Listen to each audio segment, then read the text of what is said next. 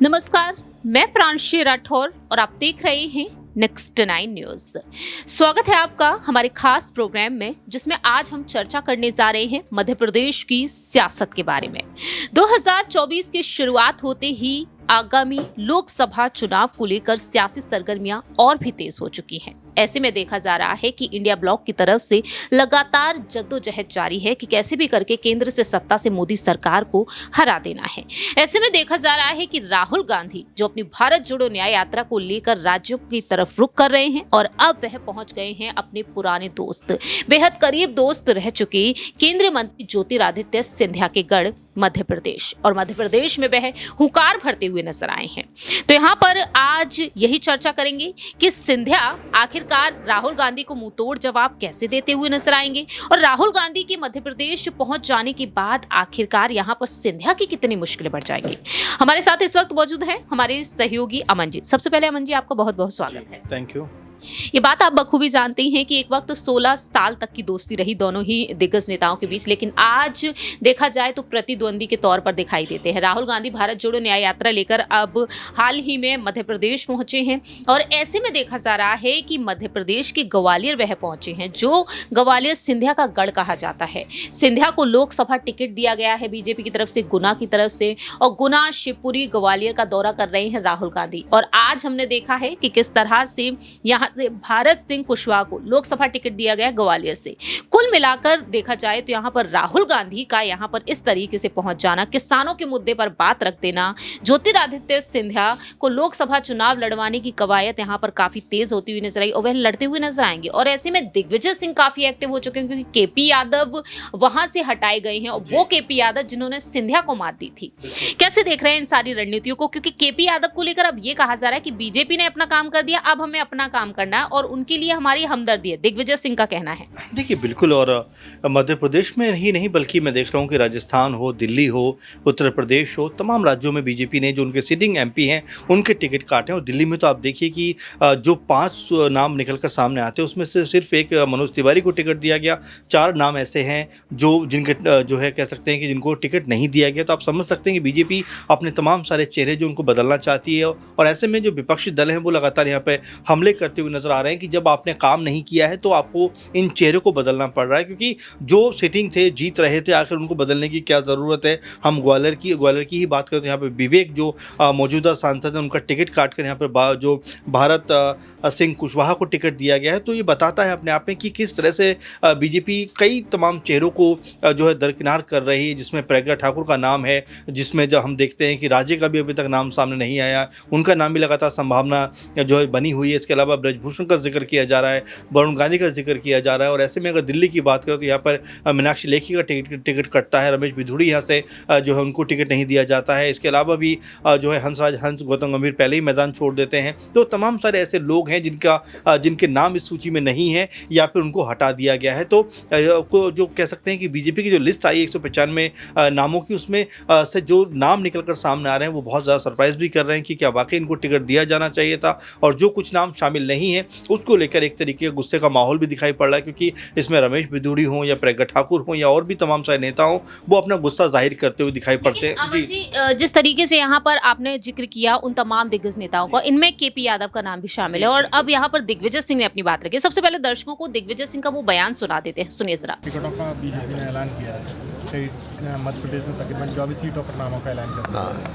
क्या कहना है कांग्रेस की क्या स्थिति रहने वाली है? कब तक उन्होंने अपना काम किया, हम अपना काम करेंगे। सर कब तक हुए? जल्दी हो जाएगा। सर, गुनाह से होते हैं सिंधिया चुनाव लड़ रहे हैं, क्या आपने भी कहा था यदि जनता का ही? हमारी सहानुभूति केपी यादव के साथ है जिसका टिकट कटा है। राहुल गांधी जी की अचानक जो न्याय यात्रा थी उसको ब्रेक कर दिया गया। वो असल में आज बहुत बड़ी रैली है इंडिया अलायंस की पटना में, उसमें उनका जाना जरूरी था। तो आज शाम को या कल सुबह लौट आएंगे, और कल सुबह से फिर चालू। सर केपी यादव को लेकर क्या कहें कांग्रेस? यहाँ सहानुभूति उनके साथ है। अभी वो पार्टी में आना चाहिए। बीजेपी कह रही है वो मैं नहीं जानता। अगर केपी यादव एक बार फिर से कांग्रेस में शामिल, ये मैं नहीं। गुनाह से होते हैं सिंधिया चुनाव लड़ रहे हैं, क्या आपने भी कहा था यदि जनता का ही? हमारी सहानुभूति केपी यादव के साथ है जिसका टिकट कटा है। अब फिलहाल देखा जाए दिग्विजय सिंह यहाँ पर साफ तौर पर केपी यादव को लेकर अपनी बात रख रहे हैं। उनसे ये भी पूछा गया कि कांग्रेस में उनकी वापसी होगी या फिर नहीं। क्या राहुल गांधी जो भारत जोड़ो न्याय यात्रा लेकर वहां पर पहुंचे, उम्मीदवारों की लिस्ट भी जल्द से जल्द आ ही जाएगी बीजेपी कांग्रेस की तरफ से, ऐसे में यहाँ पर ये देखा जा रहा है कि क्या केपी यादव का इस्तेमाल अब राहुल गांधी करते हुए नजर आएंगे, उन्हें आगे करते हुए देखे जाएंगे? देखिए बिल्कुल, और 2018 तक केपी यादव जो है वो कांग्रेस का हिस्सा थे।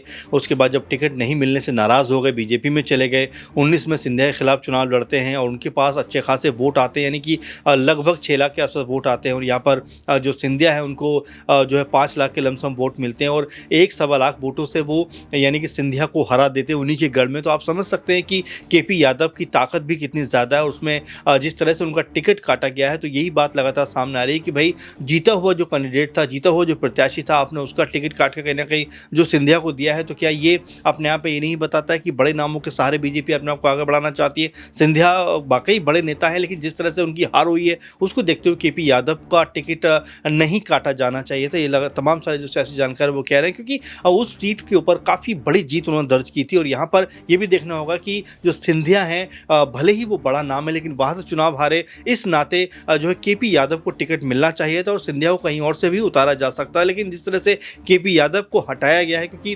53% के आसपास जो वोट थे वो केपी यादव के पास आए, 41% के आसपास वोट जो है सिंधिया के पास आए, तो 10-12% का जो कह सकते हैं दोनों के बीच में अंतर दिखा। तो इस नाते बीजेपी को भी उनको टिकट देना चाहिए था। लेकिन जिस तरह से आपने कहा भी, और दिग्विजय सिंह भी ये बात कह रहे हैं और तमाम सारे लोग ये बात कहते हुए दिखाई पड़ते हैं कि हो सकता है अब केपी यादव की एक बार फिर से कांग्रेस पार्टी में वापसी हो जाए और कांग्रेस के टिकट पे वो कह सकते हैं गुना सीट से सिंधिया का मुकाबला करते हुए दिखाई पड़ जाए।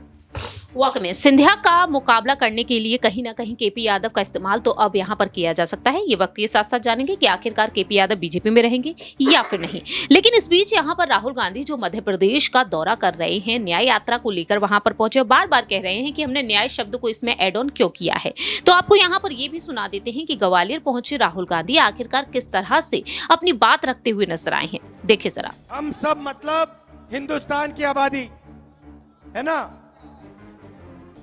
तो हम सब में भारत माता में पिछड़े कितने, पिछड़े वर्ग के कितने लोग? 50%। दलित कितने? 15। आदिवासी कितने? 8। माइनॉरिटी कितने? सब मिला के 15। गरीब जनरल कास्ट के लोग कितने? सब मिलाकर 90% से ज्यादा बनती है। यह है भारत माता का 90%। सही?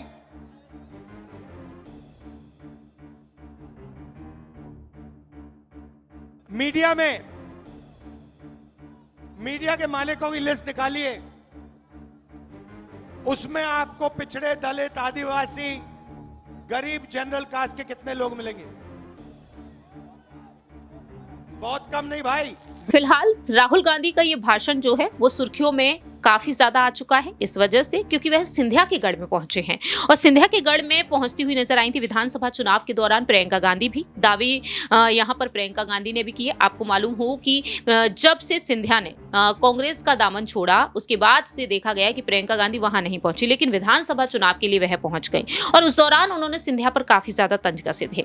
लेकिन अब यहाँ पर राहुल गांधी का पहुंच जाना किस तरह से देख रहे हैं अमन जी? जिस तरह से राहुल गांधी पहुंचे हैं, एक वक्त जो उनके दोस्त रहे, अब राहुल गांधी आखिरकार ये यात्रा वहीं से क्यों शुरू किए? गुना, शिवपुरी और ग्वालियर से ही उनकी जिस तरह से एंट्री हुई, इससे पहले वह मुरैना से एंटर किए थे, लेकिन सबसे पहले शुरुआत ग्वालियर, गुना, शिवपुरी ही क्यों? क्या सिंधिया को एक बड़ी चुनौती देने की तैयारी में है राहुल गांधी अब? बिल्कुल, इससे पहले जब प्रियंका गांधी वहाँ पर गई थी और लगातार उन्होंने बयानबाजी की थी, तो कई ऐसे शब्द बोले थे जो काफ़ी चुभे थे सिंधिया को वहाँ पर। लेकिन ये अक्सर देखा गया है कि राहुल गांधी ने कभी भी डायरेक्टली वे में सिंधिया का नाम लेकर या उनके ऊपर निशाना नहीं साधा है। और ये बताता है अपने आप में कि भले ही दोनों पॉलिटिकल तौर पर अलग अलग पार्टियों में मौजूद है, लेकिन फिर भी जो रिश्ता एक पुराना रहा है दोस्ती का दोनों के बीच में, उसको वो ब्रेक नहीं करना चाहते। सार्वजनिक मंच से ना तो सिंधिया ने राहुल का जिक्र किया और ना ही राहुल गांधी ने सिंधिया का जिक्र किया है। और इसी बात को लेकर बहुत सारे जो राजनीति के जानकार हैं ये कहते हुए नजर आते हैं कि हो सकता है आने वाले वक्त में यहाँ पर सिंधिया की कांग्रेस पार्टी में वापसी होती हुई दिखाई पड़े, क्योंकि जो सियासत है इसमें कुछ भी हमेशा के लिए नहीं होता। जब भी ऐसा लगता है या जब भी ऐसा मन होता है तो वापसी हो जाती है, या फिर उस तरफ का खेमा उनको बुला लेता है। तो ऐसे में ये जो आना जाना है वो लगा रहता है। आपने तमाम सारे नेताओं का इसी बीच देखा होगा कि कभी इस खेमे में कभी उस खेमे में, और ये लगातार चल रहा है। तो ऐसे में एक उम्मीद की किरण जो है वो लगातार देखी जाती है कांग्रेस पार्टी की तरफ से कि सिंधिया कभी ना कभी तो घर वापसी करेंगे। जी अमन जी, यहाँ पर अगर सिंधिया जो कहीं ना कहीं राहुल गांधी जो चुनौती दे रहे हैं, कितनी बड़ी चुनौती वह बन चुके हैं और कितना भारी नुकसान यहाँ पर पहुंचाने की कोशिश राहुल गांधी की तरफ से की जा सकती है, और क्या वाकई में सिंधिया को हराना इतना आसान माना जा सकता है? पहली बात तो सिंधिया को यही साबित करना पड़ेगा कि पहली बार वो बीजेपी के टिकट पे या बीजेपी के निशान पे चुनाव लड़ रहे हैं। तो ऐसे में जनता का कितना सपोर्ट उनको मिलेगा, क्योंकि इससे पहले वो राज्यसभा से थे, तो अब वो डायरेक्टली वो लोगों के बीच जा रहे हैं। और चूंकि 2019 का चुनाव वो हारे हुए हैं, तो ऐसे में अब उनको बहुत कुछ साबित यहाँ से करना पड़ेगा। उनके लिए भी ये अग्नि परीक्षा से कम नहीं है, क्योंकि अगर वो चुनाव यहाँ पर हार जाते हैं तो बीजेपी में जो अभी उनकी अहमियत बनी हुई है, हो सकता है वो भी कम होती हुई दिखाई पड़े।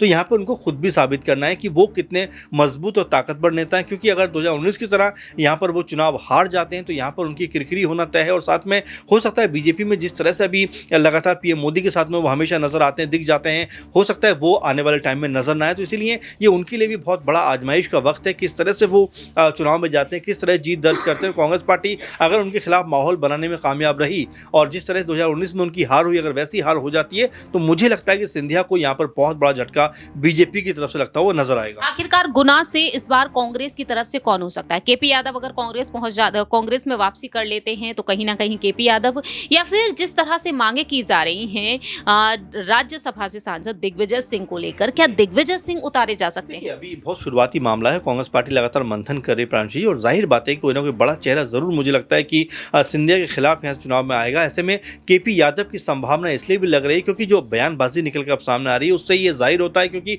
वो जीते हुए कैंडिडेट हैं यहाँ पे। अगर कांग्रेस पार्टी में वो आते हैं तो इसके ऊपर बात वो कर सकते हैं। बीजेपी जो है वो हमेशा धोखेबाजी करती है, और जिस तरह से उन्होंने सिंधिया को उतारा है उनकी जगह पर, तो इसको लेकर वो बयानबाजी कर सकते हैं केपी यादव, और हो सकता है कि उनको इसका फायदा मिले। तो फिलहाल तो मुझे लगता है अगर केपी यादव कांग्रेस में आते हैं तो उनका नाम सबसे आगे आएगा। उसके अलावा हो सकता है कि दिग्विजय सिंह का जैसा आप बात भी कर रहे हैं, और जाहिर बात है कि उनका नाम भी निकल के यहाँ से सामने आ सकता है। वाकई अब यही देखना होगा कि राहुल गांधी सिंधिया को जिस तरह से चुनौती दे रहे हैं, क्या वाकई में वह सफल हो पाएंगे या फिर नहीं, क्योंकि जो दोस्ती रही दोनों के बीच वो दोस्ती टूटकर बिखरती हुई नजर आई इस वजह से क्योंकि सिंधिया ने उनका दामन छोड़ दिया। अब आने वाले समय में यही देखना होगा कि राहुल गांधी इस तरह से जिस तरह से अपनी बात रख रहे हैं, आखिरकार वह जवाब कैसे देते हुए नजर आएंगे आने वाले समय में। सिंधिया का आखिरकार क्या कुछ कहना रहेगा, क्योंकि राहुल गांधी ने किसानों के मुद्दे पर भी बात रखी, अब सिंधिया यहाँ पर क्या कुछ पलटवार करते हुए नजर आएंगे, ये देखना काफी ज्यादा दिलचस्प होगा। क्योंकि राहुल गांधी जब भारत जोड़ो यात्रा लेकर पहुंचे थे बीते साल भी मध्य प्रदेश, और उस दौरान देखा गया कि सिंधिया ने उनकी यात्रा का स्वागत किया था। वो इस वजह से क्योंकि मध्य प्रदेश में बीजेपी सत्ता में थी और आज भी बीजेपी सत्ता में, लेकिन आज के समय में वैसा नजारा दिखाई नहीं दे रहा। अब देखते हैं कि सिंधिया यहाँ पर राहुल गांधी की इस यात्रा पर कुछ बात कहते हैं या फिर नहीं, क्योंकि उस वक्त 24 कैरेट का गद्दार सिंधिया को लगातार कहा जा रहा था। देखना होगा कि राहुल गांधी सिंधिया पर आने वाले समय में क्या कुछ कहेंगे और वहीं सिंधिया कैसे पलटवार करेंगे। फिलहाल इस खास रिपोर्ट में इतना ही। बाकी के तमाम अपडेट्स के लिए देखते रहिए नेक्स्ट 9 न्यूज।